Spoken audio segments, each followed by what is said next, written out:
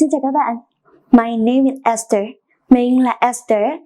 Today we will learn about the expression lấy đâu ra. Hôm nay chúng ta sẽ cùng nhau học về biểu hiện lấy đâu ra nhé. Okay, let's go. Và bây giờ thì chúng ta bắt đầu nha.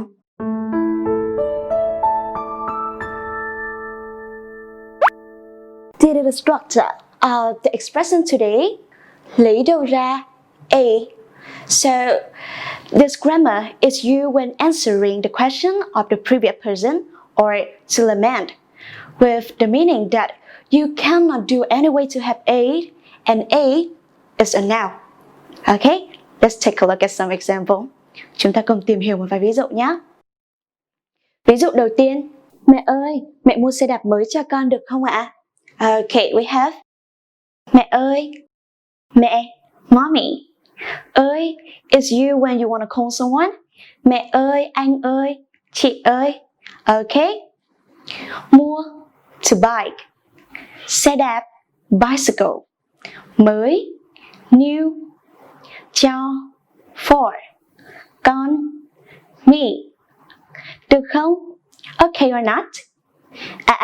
We usually place at the end of the question. So, mẹ ơi, mẹ mua xe đạp mới cho con được không ạ? This means, Mommy, can you buy me a new bicycle? Okay. And the mom answer, mẹ lấy đâu ra tiền bây giờ? Lương chỉ đủ ăn thôi. Okay, you can see. Lấy, this means to take. Tiền, money. Bây giờ, now. Lương is salary. Chỉ, just. Đủ, enough. Ăn, to eat. Thôi, only. So, the answer means, where do I get the money? My salary is just enough for eating. Okay, so let me translate one more time the whole conversation for you. Mommy, can you buy me a new bicycle? Where do I get the money? My salary is just enough for eating. Okay? So, let's practice now. Bây giờ thì chúng ta cùng luyện tập nhé. Listen and repeat after me. Lắng nghe và lặp lại theo mình nhé. Xe đạp. Xe đạp mới. Mua xe đạp mới. Mẹ mua xe đạp mới cho con. Mẹ ơi, mẹ mua xe đạp mới cho con được không ạ?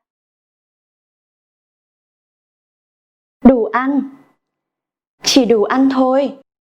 Lương chỉ đủ ăn thôi. Tiền. Lấy đâu ra tiền? Mẹ lấy đâu ra tiền bây giờ? Lương chỉ đủ ăn thôi. Làm tốt lắm, chúng ta đến với ví dụ tiếp theo nhé. Nghe nói năm sau cậu định đi du học à? Okay. Nghe, to listen, to hear. Nói, to speak, to say. Năm sau, next year. Cậu, you. Định, tend to, plan to. Đi, to go. Du học, study abroad. So, nghe nói năm sau cậu định đi du học à? This means, I heard that you plan to study abroad next year, right? Okay, and the answer. Nhưng bây giờ tớ không biết lấy đâu ra 100 triệu để đi du học nữa. Okay. We usually say to say yes in Vietnam to the person who is the same age or younger than you. Tớ, I'd. Bây giờ, now, không biết, don't know. 100 triệu, 100 million. Để, to. Đi, to go. Du học, study abroad. Nữa, anymore. So, this sentence means, yes, but I don't know where to take 100 million to study abroad. Okay? So, let me translate one more time the whole conversation for you. I heard that you plan to study abroad next year, right? Yes, but I don't know where to take 100 million to study abroad. Okay, now, let's practice. Bây giờ thì chúng ta cùng luyện tập nhé. Listen and repeat after me. Du học. Đi du học. Định đi du học. Nghe nói. Nghe nói năm sau. Nghe nói năm sau cậu định đi du học à? Du học. Đi du học. 100 triệu. Lấy đâu ra 100 triệu? Không biết. Tớ không biết. Nhưng bây giờ tớ không biết lấy đâu ra 100 triệu để đi du học nữa. Okay, very good.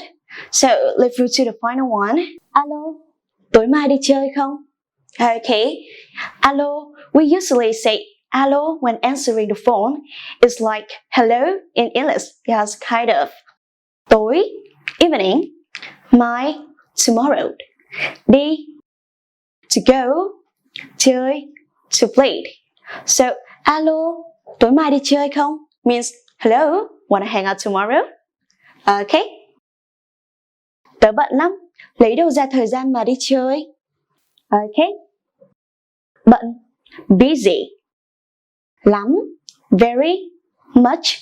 So, tớ bận lắm, I'm very busy. Thời gian, time. Đi, to go.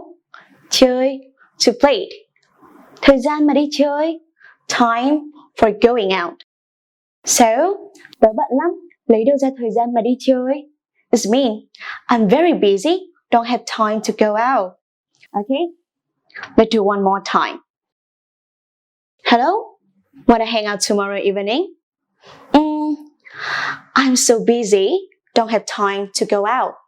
Okay, okay. So, let's practice. Chúng ta luyện tập nhé. Listen and repeat after me. Lắng nghe và nhắc lại theo mình nhé. Đi chơi. Tối mai đi chơi. Tối mai đi chơi không? Alo, tối mai đi chơi không?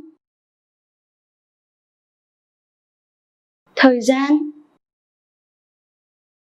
Lấy đâu ra thời gian? Lấy đâu ra thời gian mà đi chơi?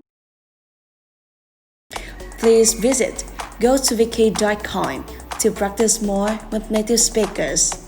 Goodbye and see you next lessons.